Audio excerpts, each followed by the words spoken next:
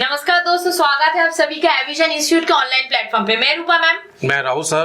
तो आज जिस वजह से बार बार आप लोगों के साथ मुलाकात होगा, आप लोगों को पता ही है आज है 12 अगस्त। बेसिकली आज आरआरबी क्लर्क का फर्स्ट डे है ना सर? फर्स्ट शिफ्ट का एनालिसिस हो चुका है, सर ने कर दिया है। सेकंड शिफ्ट भी ऑलमोस्ट डन। तो चलिए उसका क्या क्वेश्चन आया है, क्या लेवल है, डिफिकल्ट है, इजी है, मॉडरेट है?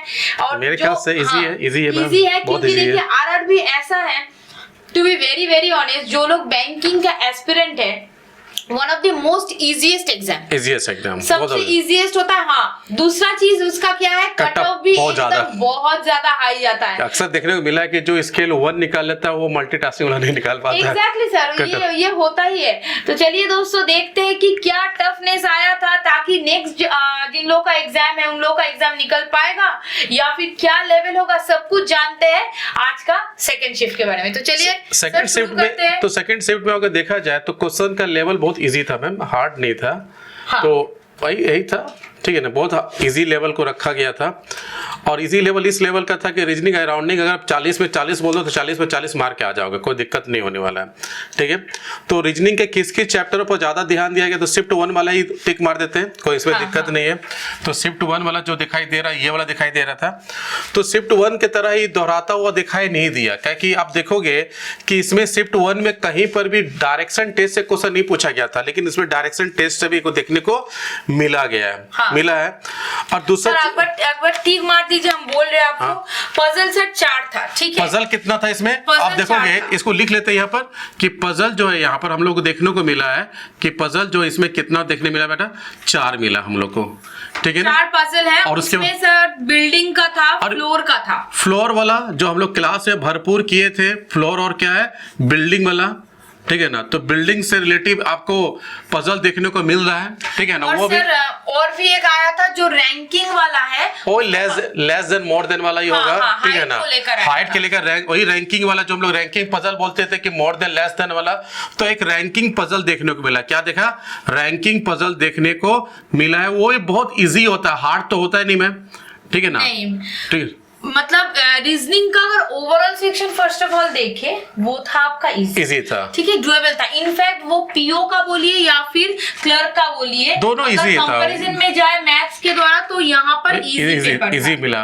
और सर डायरेक्शन का क्वेश्चन आपका था, डायरेक्शन से एक क्वेश्चन दिया गया था ना सर, डायरेक्शन से 2-3 क्वेश्चन दिया, 2 वही ग्रुप वाला जो आता है ना, तो ही दिया, वो 3 क्वेश्चन दिया होगा मिनिमम, इतना ही होता है। और जैसे कि पीओ में कोडिंग डिकोडिंग भर के दिए थे, इस बार नहीं दिए सर, इस बार अच्छा सीरीज दिया, तो सीरीज तो दिया जो हम लोग करवाए थे, 5 नंबर का, 5 मार्क्स का दिया। जैसे कि सीरीज उस तरह नहीं दिखाई दे रहा हो कि 3 तरह का आप लोगों को देखने को मिला होगा, जिसमें सैम्बल भी होगा, लेटर भी होगा, प्लस क्या होता है ना, सैम्बल लेटर, उसके साथ नंबर भी होता है, और कभी कभी वर्ड फॉर्मेट में भी आता है। तो सब अगर हम क्लास में जो हम लोग आरआरबी को जो क्लास चलाता, उसमें भरपूर हम लोग बोले थे इस तरह क्वेश्चन देखने को मिलेगा, तो जो मिल रहा है, ठीक है।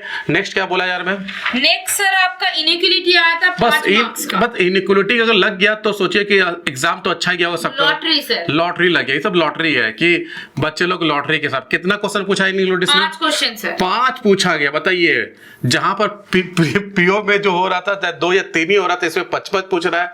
इसके साथ सिलोक सर 5 नंबर का। वाह। तो अगला बार देखिए, अगला बार जो सिलो जो शिफ्ट 1 में था उसमें 3 था, इसमें कितना पूछ रहा है, 5 पूछ रहा है। मतलब सिलोक से आपका लगभग 5 क्वेश्चन पूछा जा रहा है, ठीक है। तो गोल्डन तो ही पर आप लोगों को लग गया, शायद फ्यू वाला कॉन्सेप्ट ही पूछ रहा है सर, ओनली फ्यू वाला। पीओ का जो लेवल था उससे बहुत इजी था, इजी वाला था, थोड़ा ज्यादा डिफिकल्ट नहीं होगा, ठीक है। और सर मीनिंगफुल वर्ड जो पूछा था, अब अक्सर जो मीनिंगफुल वर्ड वाला जो था ना, जो बोलते थे राहुल सर का बस का बात नहीं है, तो होता है ना, एक वर्ड दे दिया था, उसको 2-3 लेटर से मिला के एक मीनिंगफुल वर्ड बनाना है। तो इंग्लिश अगर अच्छा हो तभी अटेम्प्ट करो, अब इंग्लिश थोड़ा सा बेसिक अगर खराब हो तो उस तरह क्वेश्चन को छोड़ देना ही भला ही होता। जो हमें लोग क्लास में भी कर रहे थे, जब आरआरबी का सेट मार रहे थे, तो इस तरह क्वेश्चन देखने आ रहा था, जिसमें बोले कि ये मेरे बस का बात नहीं है, तो वही सब क्वेश्चन है। तो हम बोलेंगे कि जिसका इंग्लिश अच्छा है तो वो अटेम्प्ट करे, जिसको नहीं इंग्लिश अच्छा है, अच्छा भी है, लेकिन वो थोड़ा सा स्किप करने वाला ही होता है। डिक्शनरी का सभी वर्ड किसी को पता नहीं होता है। बहुत सारे वर्ड होते हैं जो हम लोगों को पता भी नहीं है, तो हम बनाएंगे कैसे वो लेटर देके। और सर पेयर वाला क्वेश्चन है, पेयर वाला वही जो होता है ना, एक वर्ड दे देता है कि बैकवर्ड फॉरवर्ड, जो वो दिया वो जो हम लोग क्लास से बहुत ज्यादा किए भी थे सब क्वेश्चन, ठीक है। तो ओवरऑल रीजनिंग का बात करें तो यहाँ पर आप 40 में अराउंडिंग अगर ठीक से किए हो गए, का जो स्टूडेंट है हम लोग को रिव्यू दे रहा है कि 36 38 करके आया, 36 और क्या है 38 करके आया। वही बोले कि 30 39 हम बोले थे एज्यूम करके, तो स्टूडेंट लोग 36 38 करके आया। वो अक्सर वही पेयर वाला छोड़ा होगा, जो क्या नाम है आपका मीनिंगफुल वर्ड वाला होती है, एक दो क्वेश्चन छोड़ा होगा। लेकिन ओवरऑल रीजनिंग का जो होगा वो 39 36 38 में अटेम्प्ट करते हो तो गुड अटेम्प्ट माना जाता है, वेरी गुड अटेम्प्ट माना जाता है, ठीक है ना। तो एक ही इस चीज को देखने को मिला। अब सर मैथ्स का थोड़ा बता देते हैं। तो मैथ का सर ये मैम बता दीजिए इसी में। देखिए बेसिकली मैथ्स का अगर लेवल बोले तो हम डराएंगे नहीं, लेकिन दोनों का कंपैरिजन में मैथ थोड़ा सा लेंदी आया है। जैसे कि पीओ में भी आया था थोड़ा मॉडरेट लेवल का, इस बार थोड़ा लेंदी आया है। अगर आप क्लरिकल में देखिए इजी रहता है, लेकिन थिंग इज दैट रीजनिंग और मैथ्स का अगर आप तुलना करेंगे तो रीजनिंग सर सबका फेवरेट होता भी है, ठीक है। तो वो तो अच्छा जाएगा ही, लेकिन देखिए मैथ्स को भी तो आपको लेके चलना होगा, क्योंकि आप अगर चाहोगे कि मैथ्स को छोड़ के जाएंगे तो 80 में सर कट ऑफ अगर 72 to 75 जाता है, मैथ्स को छोड़ोगे कहाँ, मैक्सिमम 5 ही ना छोड़ पाओगे, ज्यादा तो छोड़ने पाएंगे, छोड़ने का जगह ही नहीं है, ठीक है। तो मैथ का भी लेवल अच्छा ये था। हाँ सर, इस बार मैथ्स का जो सिंप्लीफिकेशन था वो 10 मार्क्स का था, और लेवल जो था सर वो इजी रखेगा, इजी लेवल रखा था, जोड़ घटाव ज्यादा होगा बस सही होगा। हाँ सर, तो इजी लेवल आपका था सिंप्लीफिकेशन का। मिसिंग नंबर सीरीज था वो भी इजी लेवल का था सर, 5 मार्क्स का, मतलब एडिशन से बन जाता होगा, ऐसे गैप निकालने का बन जाता है, गैप से बनता है। और सर इंक्रीजिंग ज्यादा दिया था, स्क्वायर का क्यूब का, जो आपको देखने देख के पता चल जाता है, समझ में आ जाएगा, ठीक है। तो सिंप्लीफिकेशन हो गया, मिसिंग नंबर यहाँ पे आपको नंबर उठा लेना था दोस्त। तो मतलब 15 नंबर से 15 या 16 नंबर यहाँ से हो जाएगा, ठीक है ना। 10 मार्क्स आया है डीआई से, एक डीआई आया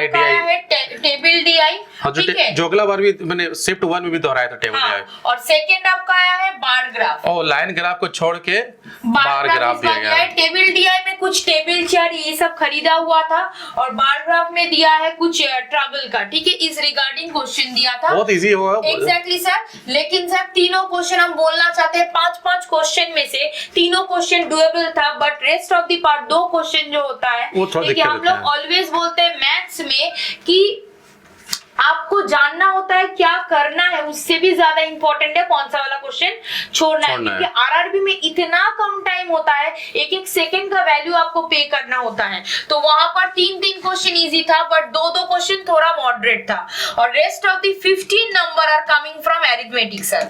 तो अरिथमेटिक किस पार्टनर से दिया गया था सर, सभी चैप्टर से एक क्वेश्चन दिया था, इनफैक्ट मेंसुरेशन से भी दिया था, जितना हम लोग का चैप्टर है, जैसे कि profit and loss, time and work, percentage, average, partnership, boat and stream train, सभी से दिया था। बेसिक दिया, वो ज्यादा हार्ड नहीं दिया, ठीक है ना, पब्लिक हार्ड नहीं दिया, ठीक है ना। 3 क्वेश्चन आपको दिया है, मतलब जो लोग सोच रहे हैं कि अरिथमेटिक छोड़ के चले जाएंगे, उन लोगों का टू बी वेरी ऑनेस्ट हम यहाँ पे बोलेंगे कट ऑफ उतना लेस भी नहीं जाता नहीं जाएगा। 15 क्वेश्चन आप छोड़ोगे तो हो ही नहीं पाएगा, मतलब 65 में कभी नहीं आया है सर। तो आपको एटलीस्ट 10 to 12 क्वेश्चन आपको करना ही है मिनिमम। जैसे कि मैं बताए कि जो लाइन ग्राफ, जो बार ग्राफ जो दिया गया था, उसमें 1-2 क्वेश्चन वहां से आप छोड़ सकते हो तो छूट सकते हैं, बाकी किसी से छोड़ने वाला क्वेश्चन नहीं दिया गया, और आपको करना ही होगा, क्योंकि देखिए हम लोग को सभी को पता है आरआरबी का कट ऑफ थोड़ा हाई जाता है, लेकिन अभी से प्री डिसाइडेड नहीं है, always sir cut off decided होता है आफ्टर द एग्जामिनेशन। तो दोस्तों नेक्स्ट जिन लोगों का एग्जाम है उन लोगों को थोड़ा बहुत हेल्प मिल जाएगा, क्या क्या क्वेश्चन आया है, कहां से आया है, क्या लेवल है। लेकिन उससे पहले हम बोल देते हैं पैनिक मत कीजिए, आप पैनिक करने से आपका जितना एफिशिएंसी है वो घट जाएगा, राइट।